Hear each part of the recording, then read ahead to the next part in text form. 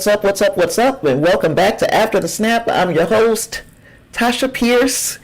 This right here is the midweek meltdown, and I know we said Tuesday, but the way my life is set up, Ashton just runs my whole entire world. So yesterday wasn't a good day, but today is a much better day, and here we are. Here we are. So if you're out there, will you tell me what I'm sounding like out there? I want to know that I'm sounding okay. And also, forgive me, my hair looks like it's got blue, and I put too much of my moisturizer in my hair, so, and you know, things happen. So yeah, this is like going to be probably a shorter show because we have some things to talk about, and depending upon how lively the chat might get, we might get through it kind of quick, you know, depending on you guys. Because I did want the thing to discuss for today would be that Black Panther Wakanda Forever trailer, but we do have a few things to touch on before then. But that Black Panther Wakanda Forever trailer, it leaves a little, it answers some questions and leaves some more that need to be answered. I'll put it like that. Because I didn't notice some of these things, but of course, in me trying to figure out what I may or may not have been missing in this trailer, I did look at some of the other creators and see what they may have seen, and a lot of them saw some things that I missed until they said it. And then once they said, oh, this was there, then I go back and I'm like, oh, it sure the heck was. So I'm going to share those things, a couple of things with you guys, and also basically the overall feelings of that trailer and kind of what do we expect with the movie. Yeah, we got a few more things again to touch on before we get there. And yeah, so let me know how you guys are feeling about what you saw in that trailer, and now maybe I can read some of those comments when we get to that segment. But yeah, and as usual I am trying to multitask, sorry. And do some things that I should have had done earlier. But again, I had Mr. Ashton. And if you guys are unfamiliar with who Mr. Ashton is, he is my grandson. And he just made 2 months old. And he runs my entire life right now. Everything revolves around Ashton because I am the caregiver while his parents work and go to school and such. So I'm pretty much at his beck and call, and he does beck and he does call. And that's okay. What's going on, Lysandra? How's it going, girl? Yeah, I was just talking about Ashton, how he run me, girl. Yeah, Ashton just runs my entire life right now. And you know what? That's okay. That's okay. He's supposed to. He's the boss. For a few more months, he is the boss. Outside of that, you know, I haven't even really checked news today. As far as I know, something serious could have happened. But as far as I know, nothing serious has happened. So I'm going to cross my fingers that I haven't missed anything. If there's something out there that is a recent news story, you said my voice sounds a little funny. Dang, I wonder what's going on with my mics. You tell me if it sounds any better. I don't know what to do. Because I swear, you tell me if I sound any better. I think I might have messed with something that I shouldn't have messed with. And now I sound like crap.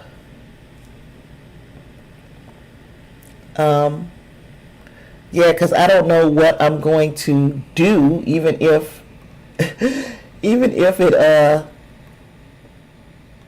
okay, tell me if I sound any better. I don't know. I'm going to have to turn me on over here. so I can hear it. A little better? Okay. Um, yeah, because I don't know what I'm going to do, even if, even if it, okay, tell me if I sound any better. I don't know. I'm going to have to turn me on over here so I can hear it. A little better? Okay, hopefully I sound okay. Yeah, because I don't know what I'm going to do, even if. Okay, hopefully I sound okay because I had to listen to me on my other monitor to see what I'm sounding like, and I don't know if it's going to get much better than that today, guys. Yeah, I don't know. I think, like I said, I think Ashton comes in here and messes with my settings at night, like a little gremlin. So what else do I have? Oh, I'm trying to put some things on my screen while I'm sitting here talking to you. I was hoping that I had somebody in here to keep me running my mouth because I had some things to do. It's like an echo. Yeah, I don't know, girl. I don't know. I don't know why it's doing that. And I'm recording this one today, so gosh, that pisses me off that this one is being recorded and I'm not going to be sounding right. Um, but yeah, let's see. I'm going to take a look and see, make sure that there's nothing that I'm missing uh, as far as new news that's out there. And again, if you have heard anything new and you want to help a sister out, then let me know what you have learned out there that's new. Um, yeah, I hate that I'm sounding like shit. I might have to switch my mic, huh?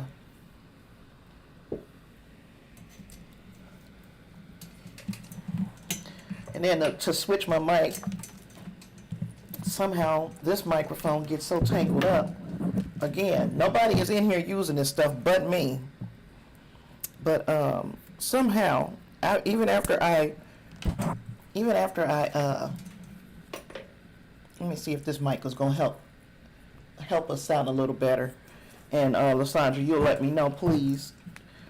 But even though I have untangled this mic a million times and don't mess with it, every time I come back and try to use it, it's tangled up again. But this microphone is one of those live mics. Am I plugged in? Here we go.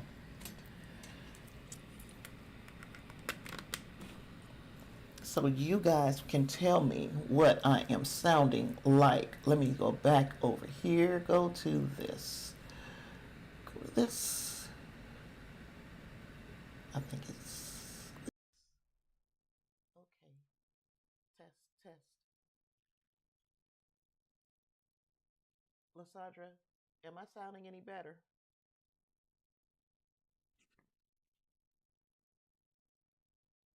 Let me open me up over here and see. Yeah.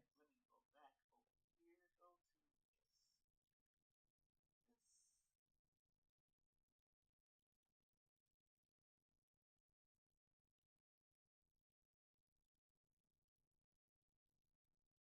Test. Oh, now I can't hear me at all. Let's turn that up.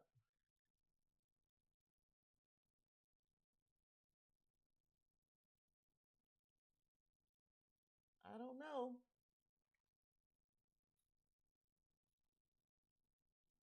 Let's see.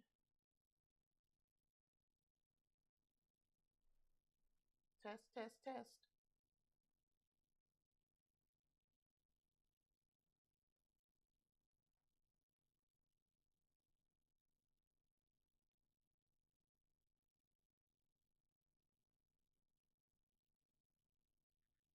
Yeah, this is getting frustrating. Just the simple fact that I cannot seem to get it together here.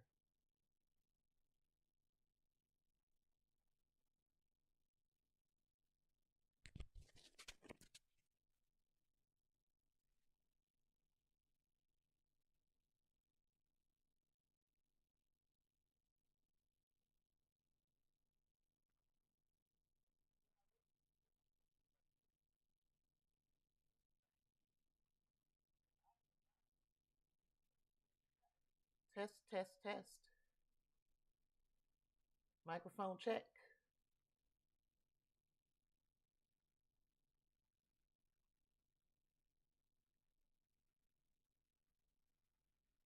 Microphone check. Microphone check. It's like it's going up to.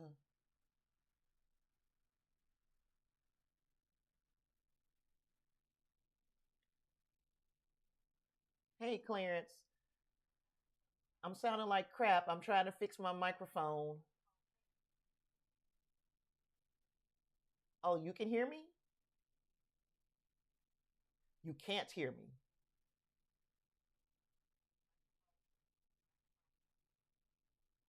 I'm sick of this. It's like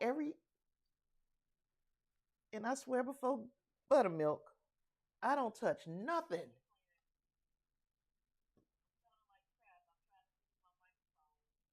Oh, you heard the mic checks. You can hear me now? Oh, okay. Good.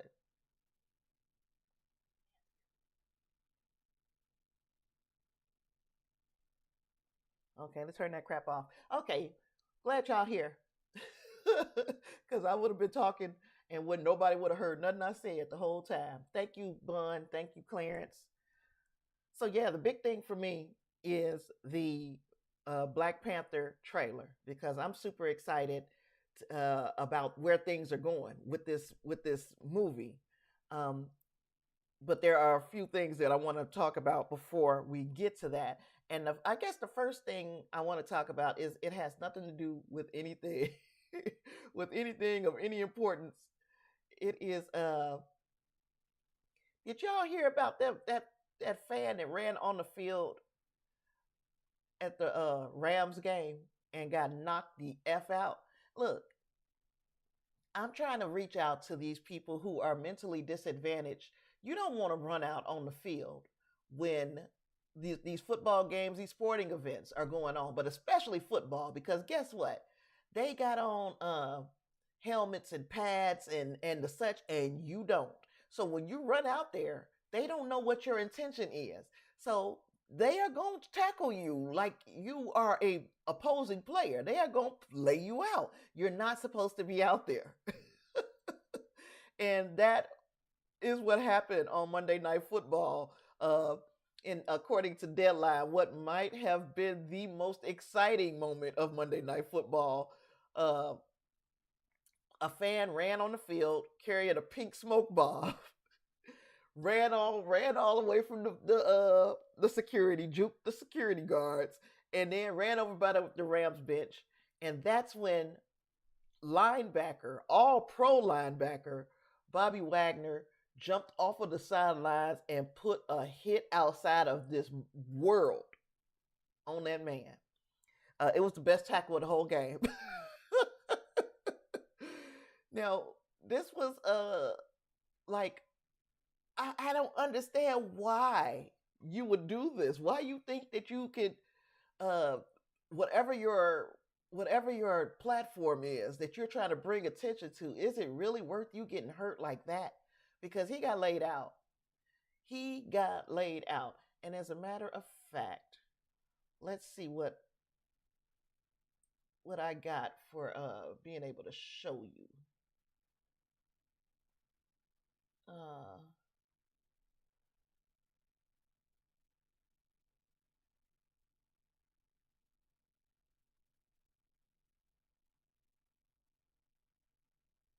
just in case you didn't see it.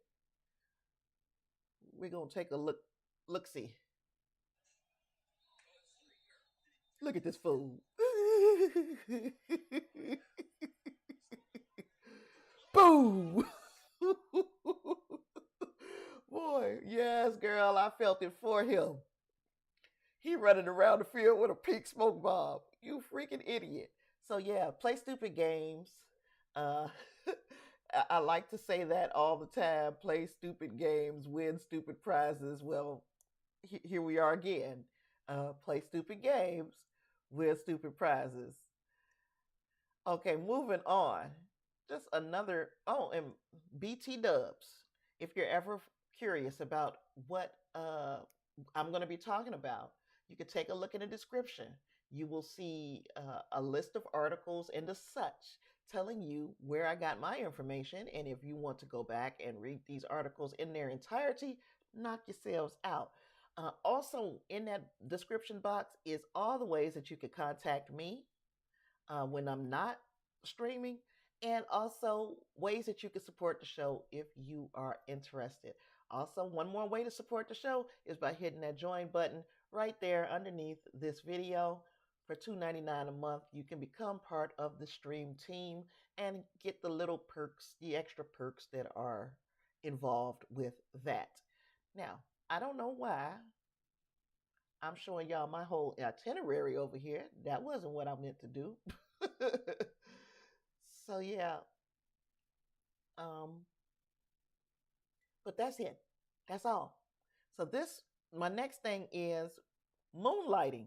Now, I don't know if anybody else remembers moonlighting and as fondly as I do. I This is actually when I fell in love with Bruce Willis, and I mean I was literally in love with Bruce Willis when he was on Moonlighting, and one of my favorite shows as a young girl. So imagine my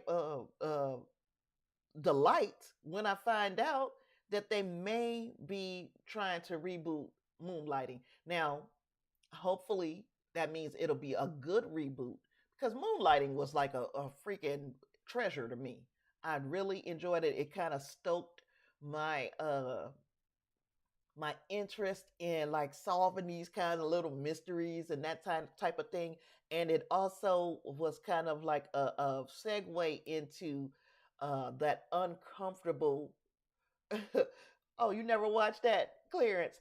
Yeah, it kind of segued into that kind of uncomfortable relationship between a man and a woman where they kind of there was a sexual tension that they didn't pretty much act upon, not right away. It kind of reminds me of Scully and Mulder, the way that type of tension goes on. If you're watching Evil, the way the father, and I forgot their names, the father and the lady that is the psychoanalyst for the team. The When you see those, that kind of tension is always so uh interesting to me, and I guess it's interesting to me because I'm that kind of person. I'm a tease. So we might get Maddie and Addison back. And now, if you don't know much about Moonlighting, there was this cryptic tweet from the writer and producer Glenn Gordon Karen that suggests that they're going to either do a reboot or that somebody is going to get the reruns because nobody has access to the 80s reruns of Moonlighting. So hopefully we can get not just not just a new series. Maybe I wouldn't care one way or the other, but if they could put those old ones back on, I would love it. So Glenn Gordon Karen created that drama for ABC back in the day, and they teased a big announcement for Disney on Wednesday when they said that, hey, we're going to uh, possibly, maybe, reboot Moonlighting. I'm going to look forward to it. So you would think that since it's owned by Disney and this is their project, that it would either land on Hulu or Disney Plus, and I would lean more towards Hulu, but you never know. We never know. That right there is great news to me, and if you are a big fan of Moonlighting, you too will be very interested in knowing that whether or not this is going to come back. It was 5 seasons in the 80s, and I was a young person, but I really and truly love that show. Um, and then, of course, it ended with Sybil Shepherd, who was playing Maddie in this show. She got pregnant, and after the pregnancy, it was kind of off. Hey there, Reinhardt. Welcome to the show.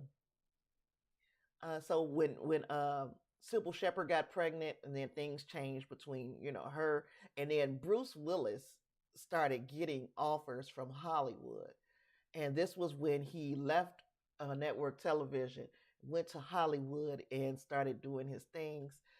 And to get him in those big blockbuster movies meant that we would not have Moonlighting anymore. So, one door opened for one door closed for Bruce Willis, and the another one opened. So, hopefully, we get a Moonlighting reboot. I'm crossing my fingers because I really love the show. But even if it's not a reboot, even if they just bring back the reruns, I'm down for that too. Another thing, and like I said earlier, I don't know who was here when I said it. This might be a short show, depending on what you guys got to talk about, because really I want to get into that trailer for Black Panther: Wakanda Forever, and I also want to talk about these other little topics that we had. The meat and potatoes of this episode is going to be that trailer. Um, but before we get there, did y'all know that Warner Brothers was out there cooking the books? Warner Brothers be lying. They be lying. Now, it should come as no surprise to me. Because remember, and I don't know if that was, yeah, it was me, Clarence, Angus, a few other people. We were talking about what Warner said about the movie King Richard. And they said that, like, pretty much nobody hit pause or stopped the stream when they started watching King Richard. And I reported that, and you guys was like, well, I know for sure I hit pause. So then I should have known that Warner Brothers is not above telling a white lie. Well, I don't think that this lie, that this one I'm about to tell you about today, can be considered a white lie. This will hurt some people. And the reason why, it says Warner Brothers cooked the books for HBO Max. So the shareholders for Discovery in that merger, they were misled. They thought that the things were going better for HBO Max than they really were. In fact, they cooked the books by about 10, 12 million subscribers. That's insane. That's an insane amount of subscribers that you lied about. They misled the shareholders in other ways as well, and that violates the Securities Act. And they did that to complete that merger with Discovery, according to a class action lawsuit that claims it could potentially represent hundreds of thousands of plaintiffs. So since this Discovery merger has happened, it has been just pretty much nothing but horrible news coming out of Warner. We are finding out that Warner, their stocks and their shares had plummeted beyond belief, where they were literally they were bleeding money. And now we're finding out that they lied to get this merger to go through, which is terrible. The lawsuit was filed last Friday in New York on behalf of the Collinsville Police Pension Board. That's an Illinois-based shareholder of Warner Brothers, and it accepted it in trade for its Class C common Discovery shares. At the time of the merger, Discovery shares were valued at $24.78. As of Tuesday, shares were trading just above $11. You hear that? Clarence says he wonders if they were conflating the subs with trial accounts. They probably were. You probably hit the nail on the head. But of course, now shares are down $13 a share. Clarence said they need to get it right. He needs his Game of Thrones. But they better hope that is what creates an influx of actual subscribers. Because if not, things could just get ugly. You got all these people suing Warner, and the lawsuit names Warner Brothers Discovery CEO David Zaslav and CFO Gunnar Weidenfeld, I know I didn't say that right, as defendants. Now, among other things, they said adverse information was being kept hidden and they overstated the subscriber base for HBO Max. Warner was improvidently concentrating its investments in streaming and ignoring its other business lines, and that had been a problem with a lot of directors. They overstated the number of subscribers to HBO Max by as many as 10 million subscribers by including as subscribers AT&T customers. Those customers had received bundled access to HBO Max but had not signed on to the service. So once that bundle ends, the customers was like, well, we don't want it if it ain't part of our deal anymore. And they lied. They lied. So Warner Brothers be lying. Let me see. Reinhardt says, Tasha, I can't believe that the fine, upstanding people that they had running Warner Brothers before would do such a thing. Of course, that is sarcasm. I absolutely believe they would do it. But yeah, they did it. They lied, and people lost money, and probably are still losing money. I just can't understand how you think you won't get caught doing these things. So yeah, that was, that was my story of Warner, and it's simply because I just can't believe I can't believe that they still pulling these tricks. They did the lying about how many people were watching shows on HBO Max. They did the stupid thing with their movies and not giving them theatrical releases. They did a lot of dumb shit over the last couple of years. And this right here is just another dumb thing.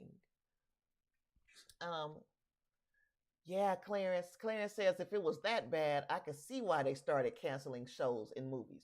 Exactly, because it went from they had a full slate of movies to come out this year, remember? And then at the back part of the year, they only said 3 movies. Was it three? 2 movies? 3 movies. Can't remember. But I know one of the movies was Black Adam. The other one was Don't Worry, Darling. And Don't Worry, Darling is it ain't sucking it up like horribly, but it's not doing as well as a lot of people thought. Um, so they are pretty much hanging their hat on what happens with Black Adam. They better hope and pray that Black Adam busts some box office records. I can't see that happening, but I can see it having a strong start. Y'all let me know what you guys think about Warner's chances of redeeming themselves for this quarter or this year even, because yeah, Black Adam is what they got left, and it's got to be big.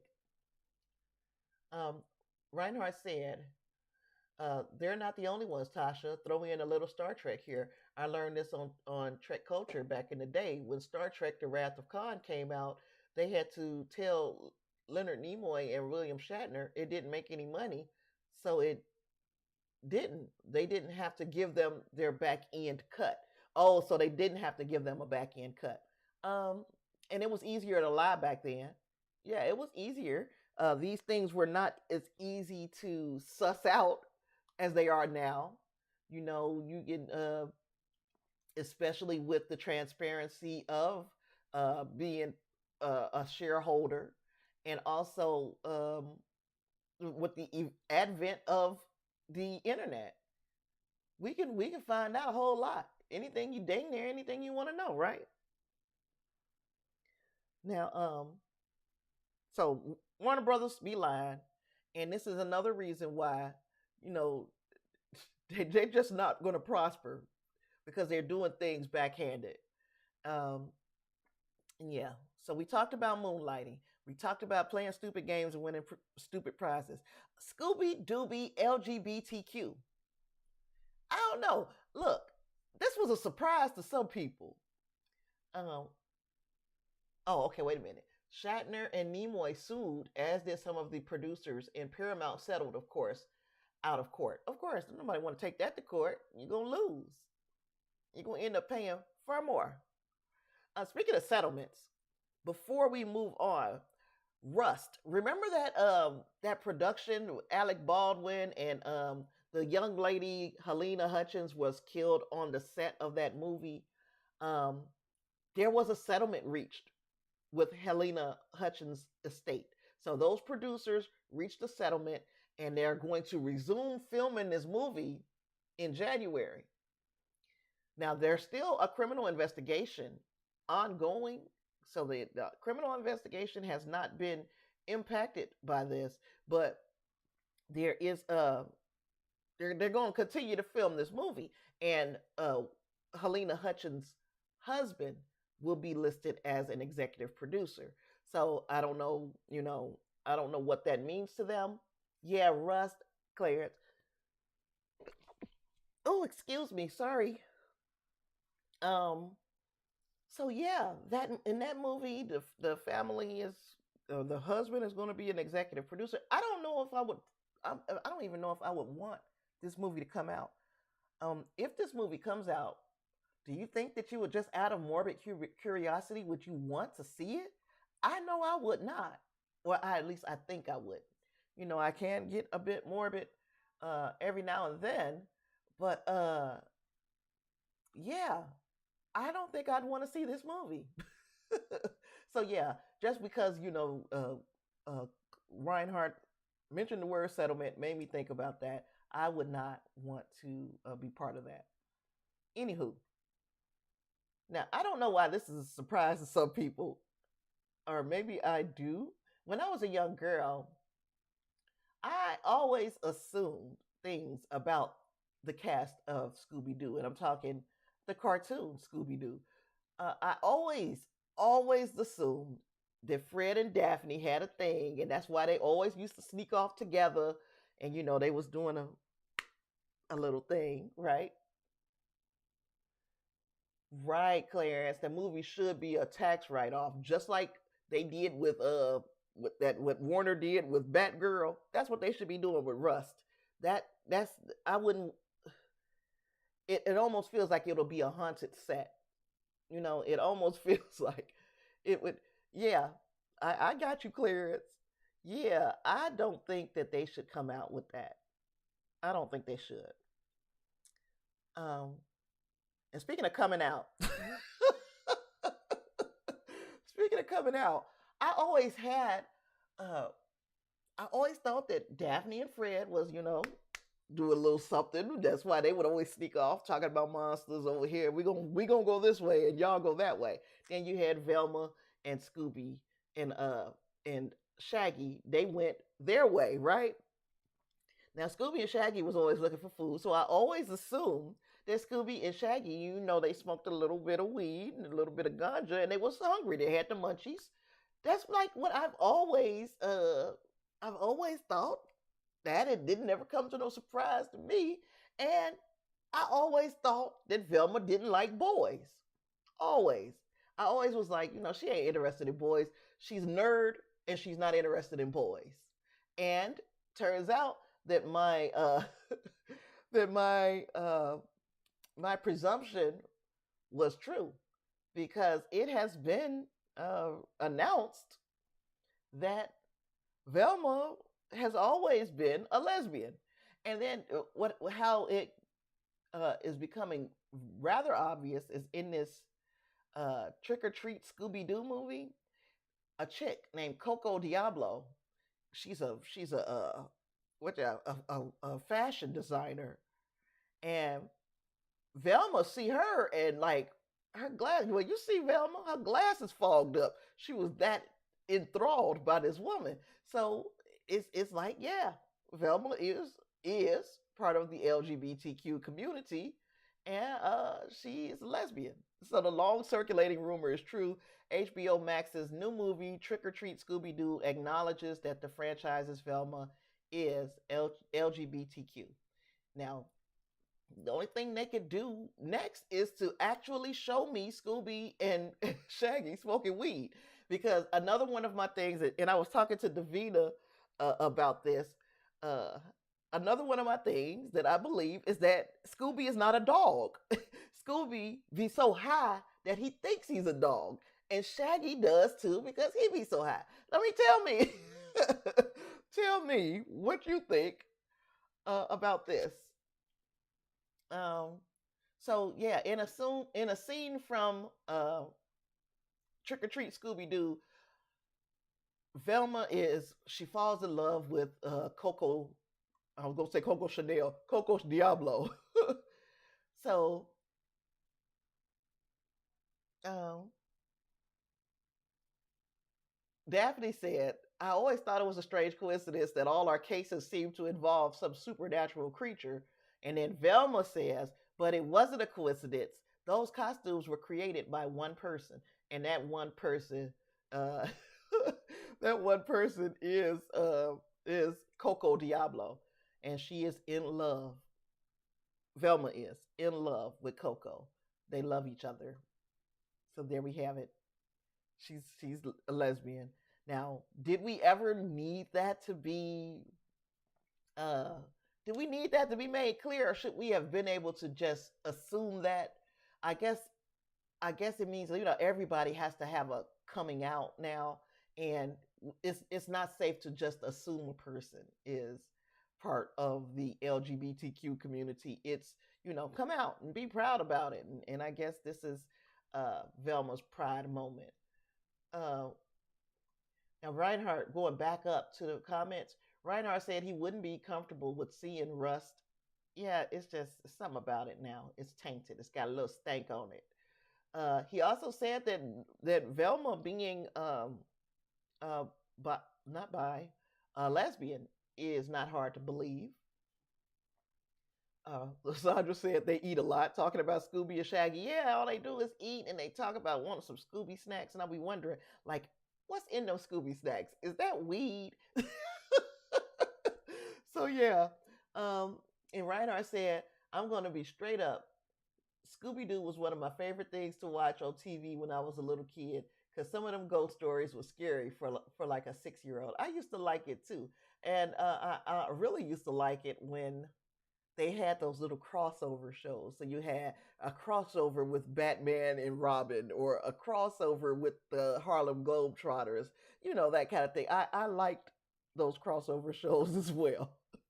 Tell me if you guys enjoyed the crossover type shows with Scooby Doo. Did they once? And I might be wrong. It almost seems like they crossed over with the Jackson Five once. Uh, Let me know if I'm misremembering. And I think probably, yeah, either Lysandra or Reinhardt. I don't think Clarence would remember that one if it was the Jackson Five. But I thought they did cross over with the Jackson Five once as well. Let me know if I'm right. So yeah, Scooby Dooby LGBTQ. Um, and like, yes, okay, so okay, I guess I'm right. Look, cause we got another of these photos of Velma when she just is so super. You could tell this girl is super duper smitten with Coco Diablo. Coco Diablo put her hand on her shoulders, and Velma almost lost her shit in this picture. So yeah, they are making it quite clear that Velma has a thing for Coco. Oh, you don't remember? Okay, yeah, they might have. You know what? For essence and giggles, did Scooby crossover with the Jackson Five?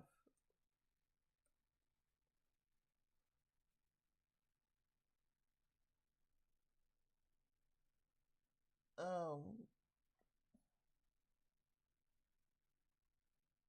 they met Don Adams, John Aston, Gomez Adams. They met Lurch. They met Sonny and Cher. They met Tim Conway. Um, where else? Come on, thing. Come on. Come on. Let me see. Phyllis Diller, Jackie Coogan. I mean, that's Uncle Fester. Yeah, Lysandra said she was melting away. Yeah, that girl was in love. Sandy Duncan. That's another crossover. Dick Van Dyke. Cass Elliott, the Harlem Globetrotters. Don Knotts, of course. Morticia Adams. Davy Jones. Jerry Reed. Jonathan Winters. So I'm guessing I was misremembering the Vincent Price. I guess I'm misremembering that whole Jackson 5 thing. I don't know what made me think of them. But yeah. Anywho, so I guess now you guys have gotten enough with the celebrity cameos. Um, you know, Chris Paul, Wanda Sykes. There were a lot of Steve Urkel, Weird Al, Sia, Keenan Thompson, Whoopi Goldberg. It was Mark Hamill, George Takei. It was a lot of people that showed up on Scooby Doo. I used to like the crossovers back in the day. Some of these ones that I just mentioned, I have not seen because I no longer even know. I didn't even know that Scooby Doo was still coming on. Didn't have a clue. Not a clue. So the question is, when will we find out if them Scooby snacks are really edibles, or when will we see Scooby and Shaggy kind of smoke a little joint or something? Yeah. That's it for that. Now, I want to know how y'all feel about this, because this is the last thing I'm going to talk about before we get into Black Panther. Reinhardt said, "I hate to say it, but this margarita is hitting hard." Well, you know what? Enjoy your time off and your margarita. Um, yeah, enjoy it. I wish I could have one. Okay, so this piece of information is about Avengers Secret Wars. Did you guys hear that they found their writer for Secret Wars? And look, the writer is Michael Waldron. Now, if you remember, Michael Waldron was over Loki, so he did the writing there, and he also wrote Doctor Strange in the Multiverse of Madness. So now he's in line for writing Secret Wars. How do y'all feel about that? Now, Jeff Loveness is on board to write the Kang Dynasty. And then Destin Daniel Cretton is going to direct Kang Dynasty. So we got those things.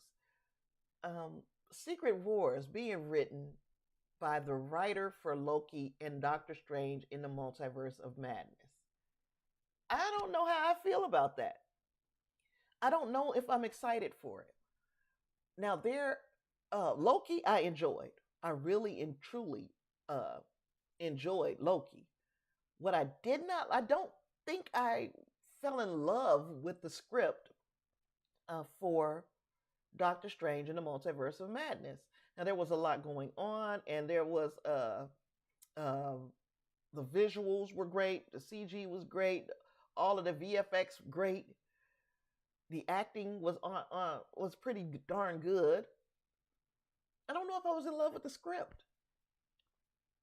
And I know I haven't said this. I haven't talked about Multiverse of Madness very much on the show. I don't know how I just don't know how I feel about it. I hope that my reticence for this person, Michael Waldron, writing this movie is misplaced. I hope that he does a fantastic job. Of course I do, because what you got to live up to is that superb writing from Avengers Infinity War and Avengers Endgame. That was put together very well. Now we are expecting this big event film to be put together very well. There is no room for meh. It can't just be okay. We expect it to rise above what we've seen throughout the entirety of, especially this phase, because I want to all the phase 4 movies. Let me think. What do we have? And y'all help me out. Phase 4 movies. We had Black Widow. You had Shang-Chi. We had Eternals.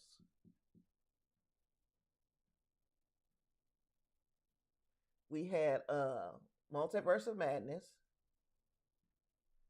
No Way Home, Thor. Is that it? The last one is going to be, I know, Black Panther, right?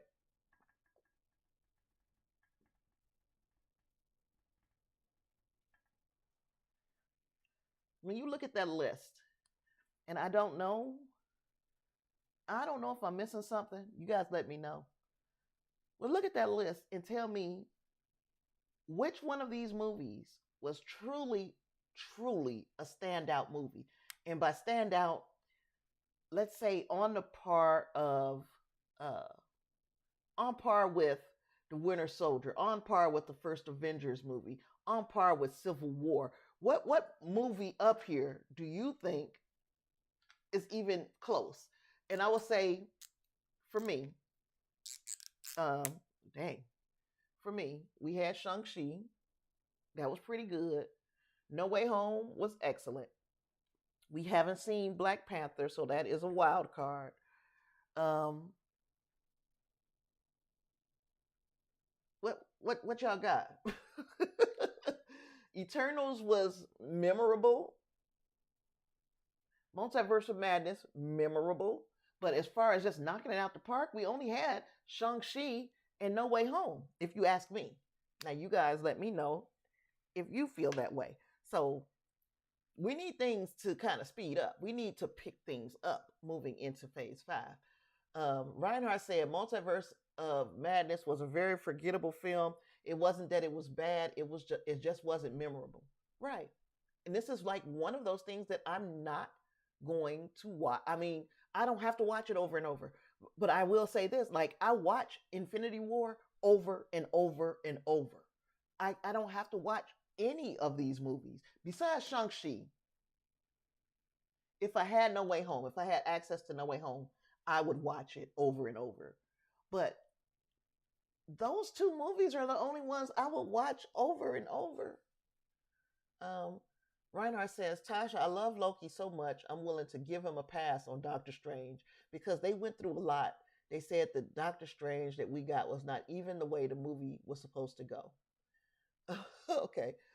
And Lysandra says, you know who I got. Lysandra loved Shang-Chi. So, okay. Clarence loved Thor.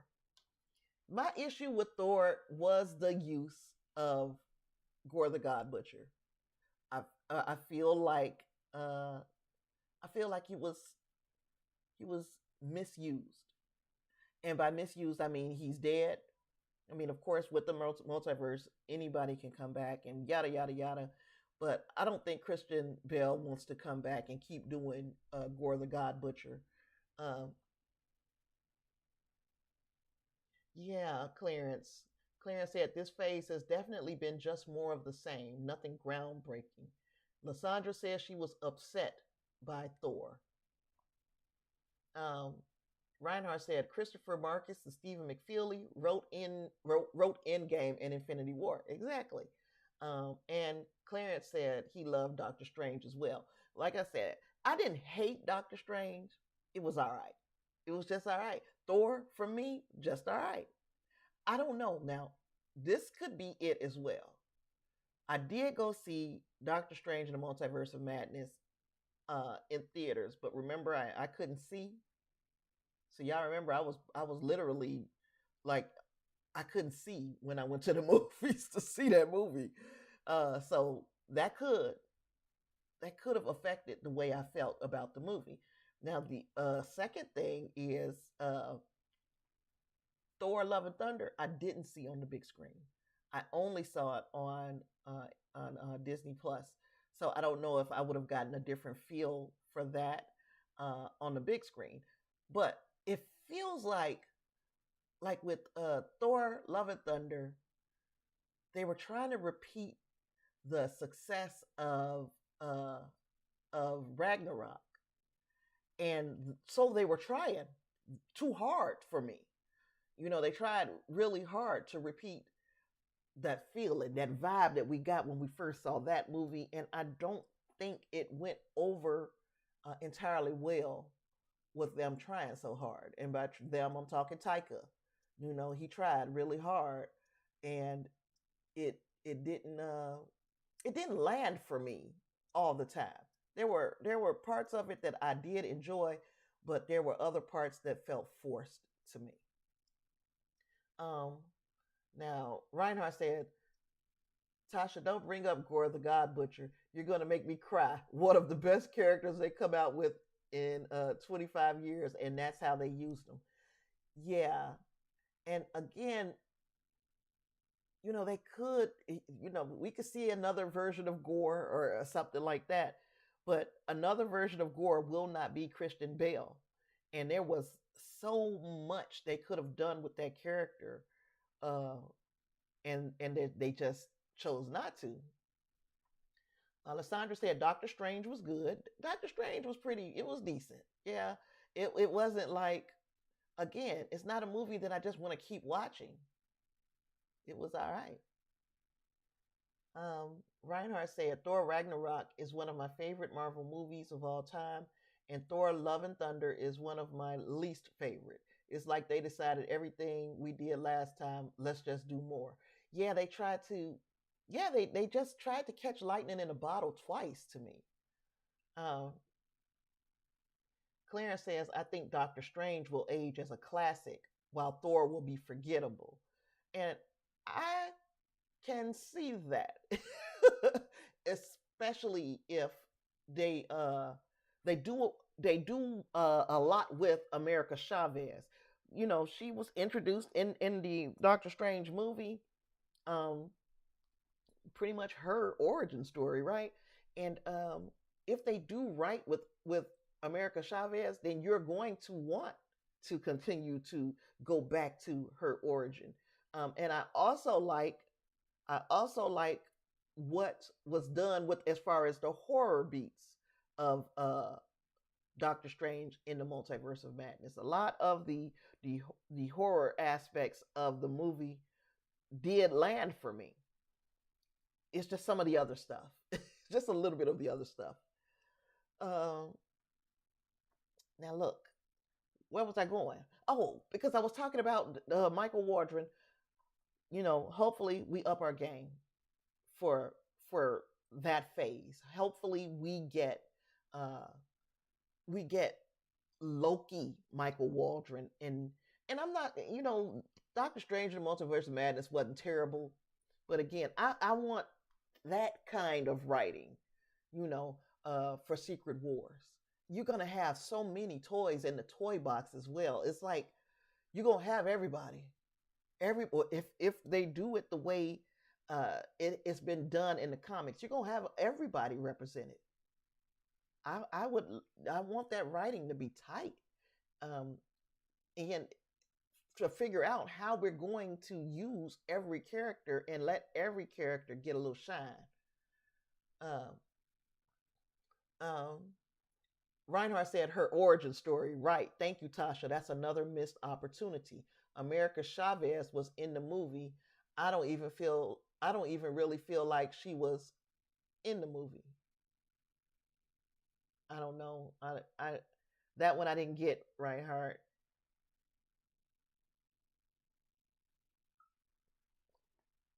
Um, so yeah, let me know what that one was. So yeah, I'm just feeling some kind of way. I'm feeling some kind of way about um I'm feeling some kind of way about Michael Waldron, and I really hope that I'm wrong. That Michael Waldron knocks it out the park. It'll be years before we find out, you know. But I hope that he does well. Oh, in part of the movie, yeah, yeah, it was like, America Chavez, does her story deserve an entire movie to itself? I don't know.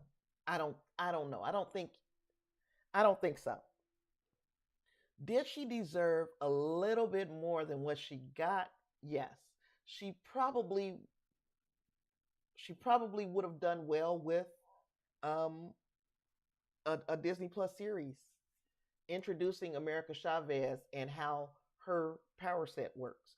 Of course, we did get we got a good a good feel for how it works in Doctor Strange in the Multiverse of Madness. We're also seeing where she's going.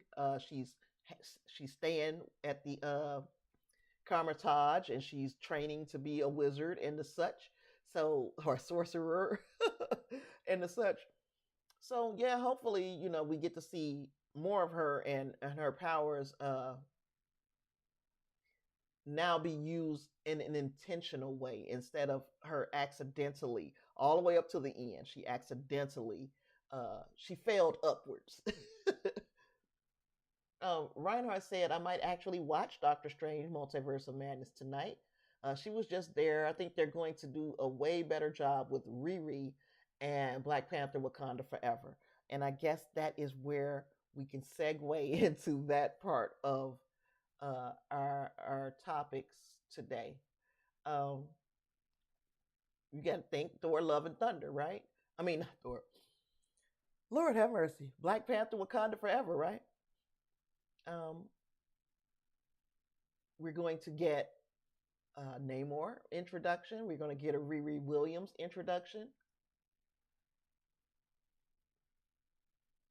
Now, Clarence says, not knowing America Chavez, it felt like they gave her enough story. But Multiverse of Madness had a lot of moving parts. It did. And it did have to usher in an entire new era outside of just introducing these new characters.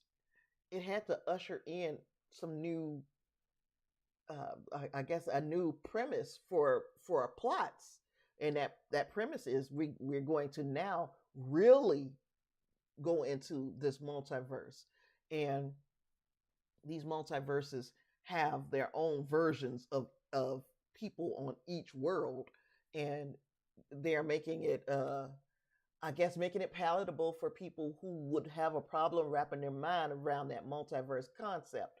Because let's be real, it could get convoluted when we're talking about a multiverse.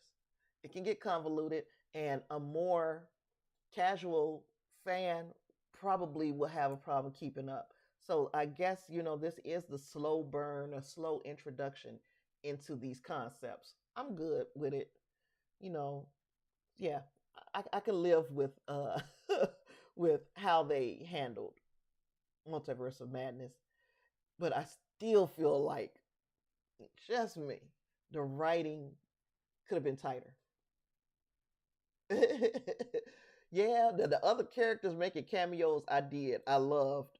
I loved the fact that just as soon as we see these characters and everybody's then it's like everybody's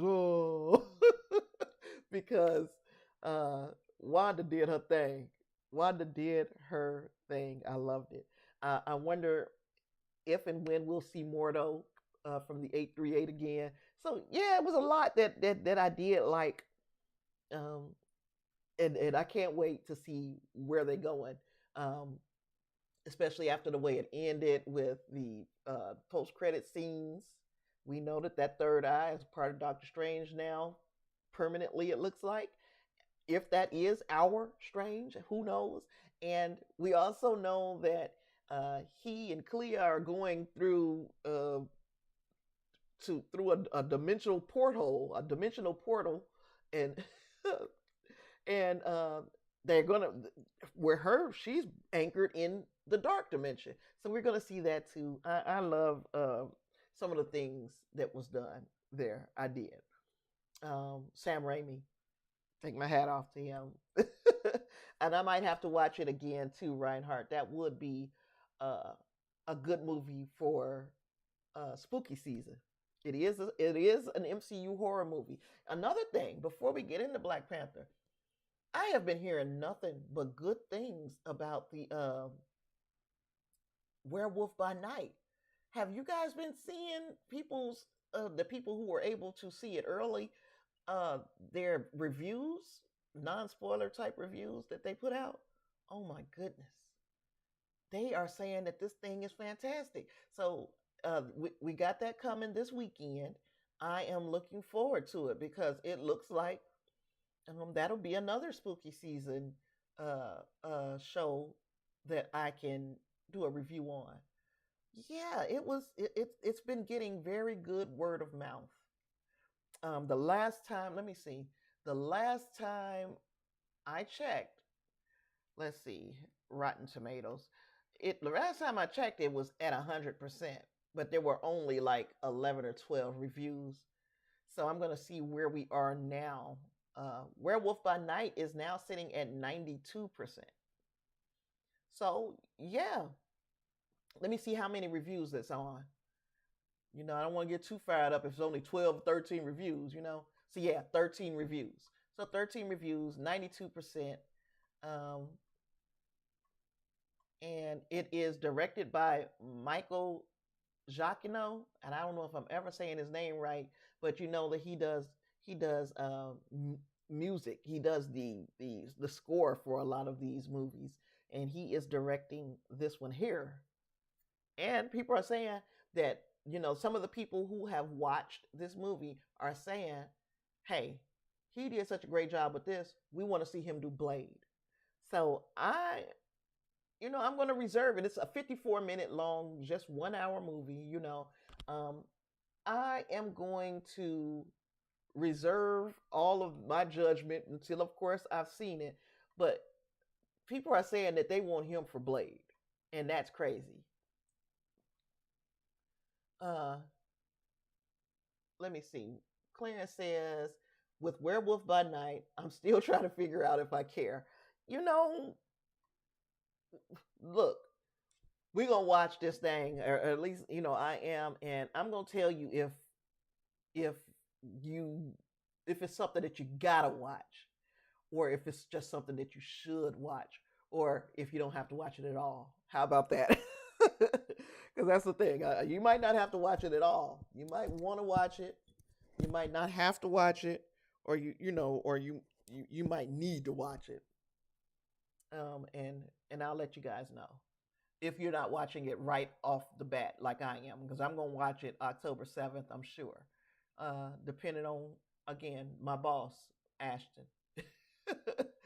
uh, so with all that, we got Black Panther stuff, and let me see.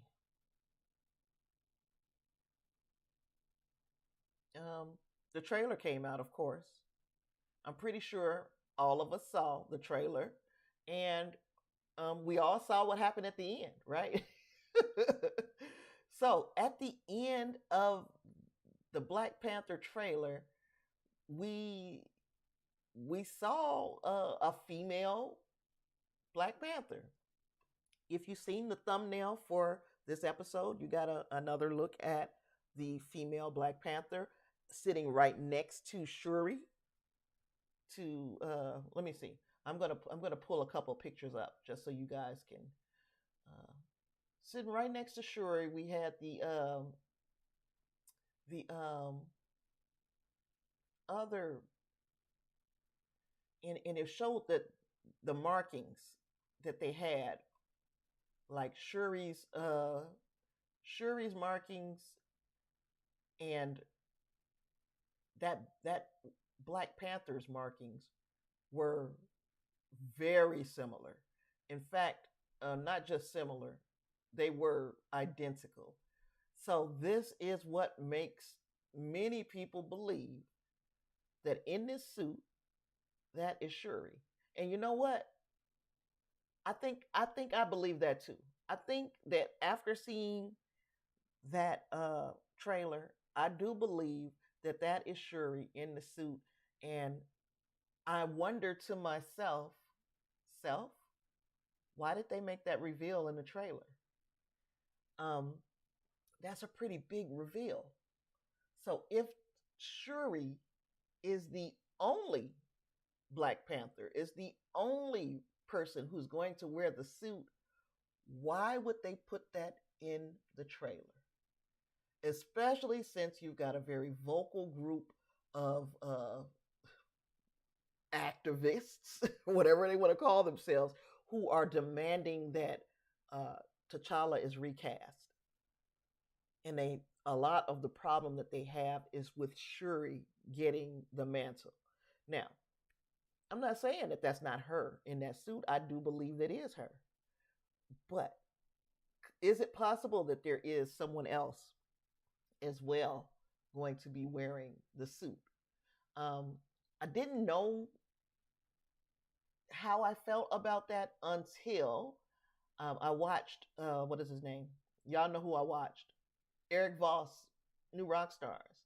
So when I watched the New Rock Stars and I saw Eric Voss talking about this trailer and how he pointed out that there was what looked like another Black Panther. So you tell me what you see. You tell me what you see. I'm gonna put this on the screen in just a second here. Got to transform it, make it fit. Uh,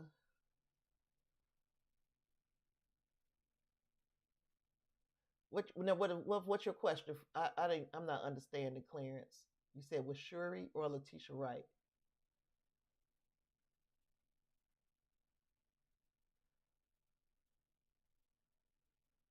Um, Look at this suit, and if you can't see it, I'm gonna make it bigger.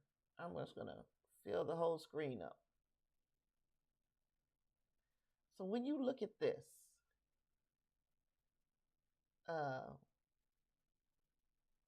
when I look at this suit, I don't see the markings. I don't see the markings on the forehead. Doesn't look like the same suit to me. So now here's the question: is this a different Black Panther? So of course this picture is taken from the trailer, and the trailer was moving. I'm going to show you an image that is a little bit more enhanced than this one, just a little bit more, and maybe you'll be able to make it out, and you can tell me, because y'all know how I am with my vision. So you can tell me if this looks like the same suit. Um, let's see. It's just a little bit lighter, so you guys can tell me what you think you see. Is this the same suit? Is this still Shuri? Because I do believe that's Shuri in the final suit that we saw in that trailer. I'm not 100% sure. Or it could be Chadwick Boseman's Black Panther. But then I thought they said that uh, they wouldn't use any footage of Chadwick. But I could be wrong. I could have thought that I heard that and just put it together. And Clarence says they may show us what happens to him.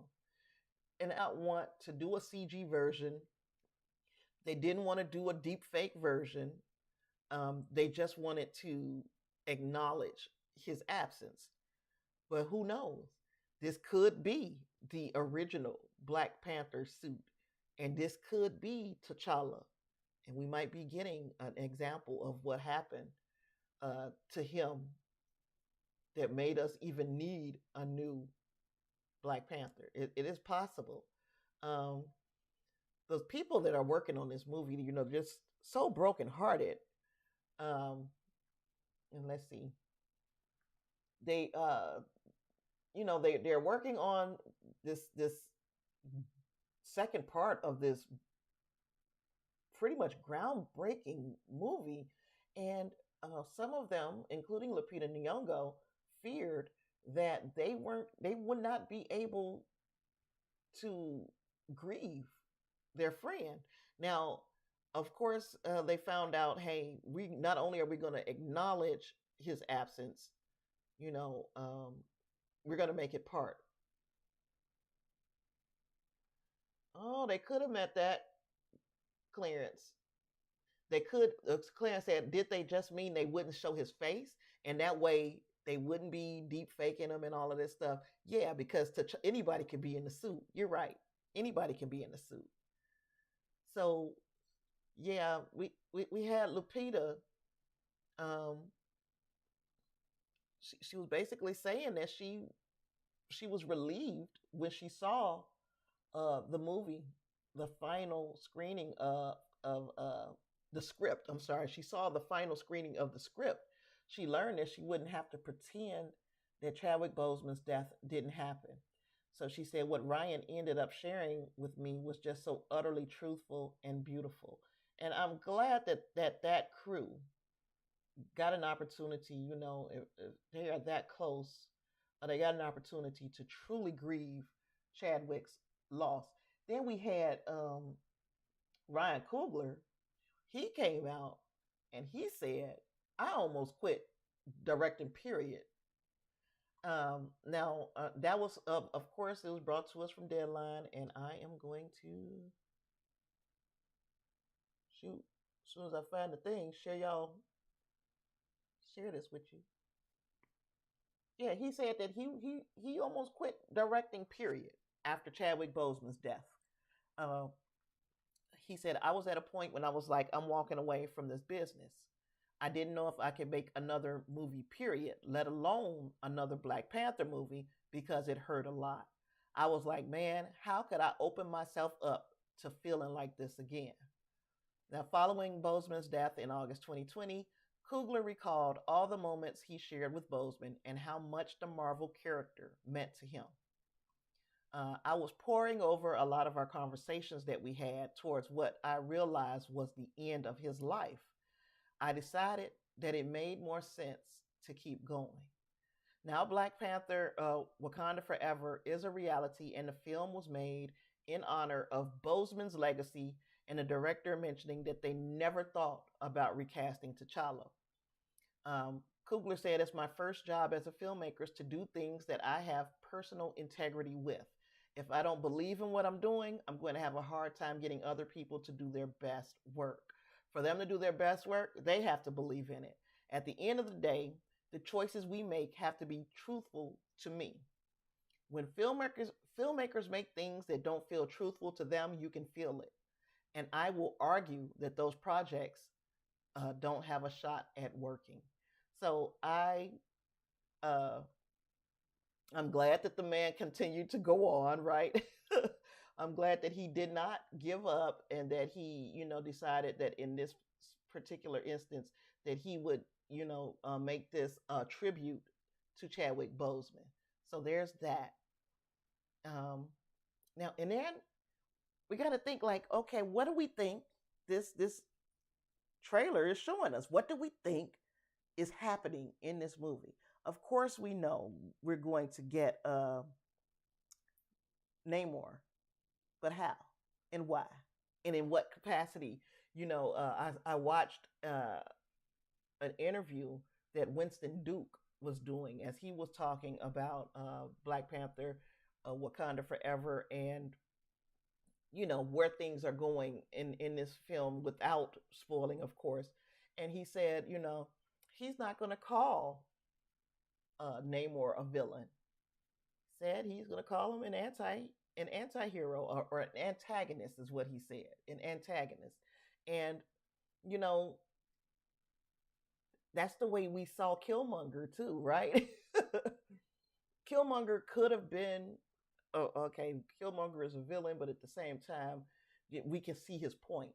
And I think that's where they're going with Namor. But I feel like there's going to be something that brings those two nations together, Wakanda and Talakal. Let me look up the name of Namor's kingdom in the MCU, because I think it's Talakal, but I don't want to keep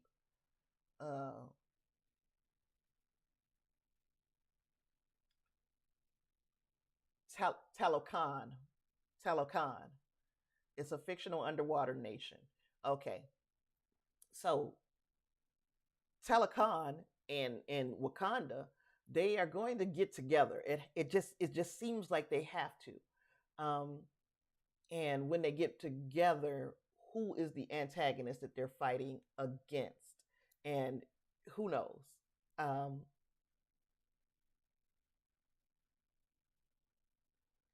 Um, there's a shot in the trailer. This is Reinhard. He says there's a shot in the trailer where somebody is sleeping and Namor attacking him, and that looks awesome.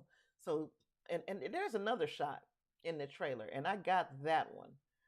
There was another one that I didn't get, but this one I got. And let me see.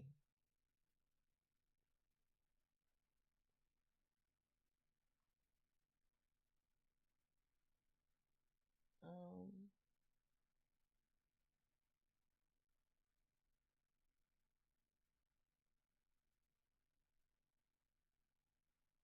when you look at this shot, and it's just like a second or two, look at how you see this world, this world, this world, this world, this world, this world, this world, this world, this world, this world, this world, this world, this world, this world, this world, this world, this world, this world. So where are the Doras? That's the first question, right? And the second question would be, why is Ramonda just standing there? Why is she not running? So does something happen to her in this film, or does she too have a suit? Does she have a suit? I'm wondering if we're going to see Angela Bassett suit up as a Black Panther. Tell me what y'all think, because she don't look like she's ready to run. She doesn't look like she's pushing back or retreating from Namor about to hit this window. So what is really going on, y'all? Is she going to suit up? And is this before Riri? Is this before Riri has her mark, starts on her Mark II armor that it appears that she's going to be making while she's in Wakanda? Because at first I thought that was Shuri back there. And then I was like, oh, no, that's Riri Williams. So where is Shuri? In this particular clip, where is she? There's a lot in just this little sequence that that poses a million questions to me. Is Ramonda going to suit up? Where is Riri's, even her Mark I armor? We did get a look at the Mark I armor in the trailer. So why is she not armored up? Are they being taken by surprise? Where are the Doras? They are fighting on another front, and that is why nobody is at the side of the Queen when this attack from Namor happens, because possible that they didn't know that Namor could reach that window when his little shoes did, or his little wings on his feet. So it's possible that they thought that the Queen and Riri were safe because they were up, and then Namor proves to them that he can fly. There's a lot of questions asked in just this snippet, and I am eager to get answers for what this all can mean. Then we also see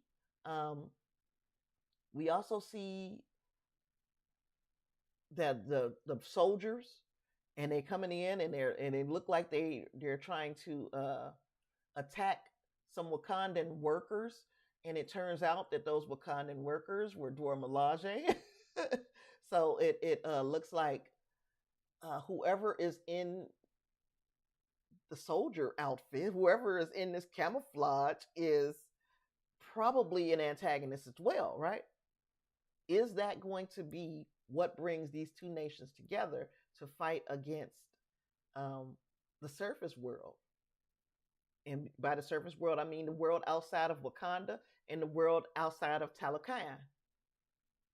Um, y'all let me know if you guys have any feelings yourselves about this trailer. Where do you think things are going?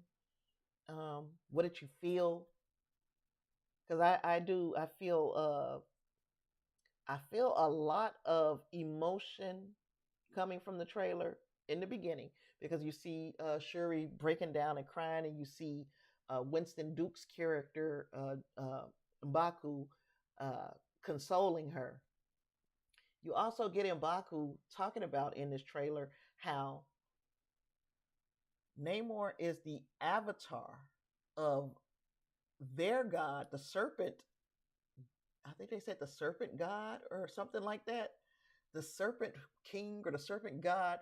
They they saying that Namor is the avatar for that god, and then it takes me back to Moon Knight. We started learning the avatar, that conversation or that vocab for what uh, Moon Knight is and what Black Panther is and what now Namor is. Um, he's an avatar for their god. So do we see the gods of these two nations? Do we see them either come together and try to explain to their people why they need to work together? It's a lot that could be going on in this movie, and I'm super excited. But they said, yeah, you don't kill Namor because you will be starting a war that is eternal. It will never end if you kill their avatar. But it's crazy to me because somebody killed their avatar. Even if we don't say, even if it's not, if that's not how T'Challa dies in this, that's how the father before T'Challa, I forgot the father's name, T'Chaka. That's how T'Chaka died. Somebody killed him. So when somebody kills your avatar, I mean, shouldn't there have been eternal war? I don't know. It's a lot going on. Or it could just simply be that there is nobody to pass the mantle to in Atlantis or in Talokan, but there is somebody to pass the mantle to in Wakanda. So that might explain it. Another thing, do we think that Nakia is going to play some kind of part? Do we think that, is it possible that she's carrying a child? I don't think that's probable. Anything is possible. I don't think it's probable, but I have heard that coming out. People say, hey, maybe she's pregnant. I don't see that, but we can just toss it out there. Do we think that somebody is going to betray Wakanda? Because it appears that somebody could potentially betray Atlantis. Do we think that somebody is going to betray Wakanda as well? A lot of questions. All of that came from me watching that trailer 716 million times. The tickets are on sale. If you guys are trying to buy tickets, buy yourself some tickets. Tickets are on sale now. I don't have anything else, y'all. Y'all tell me if you got anything.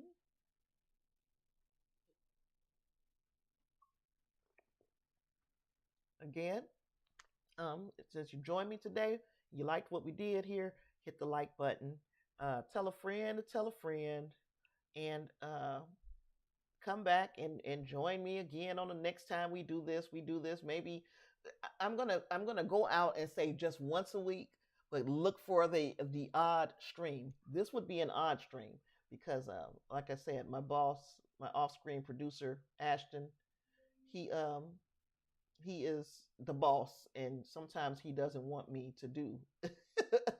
Sometimes he don't want me to do a show, and I have to abide by his wishes.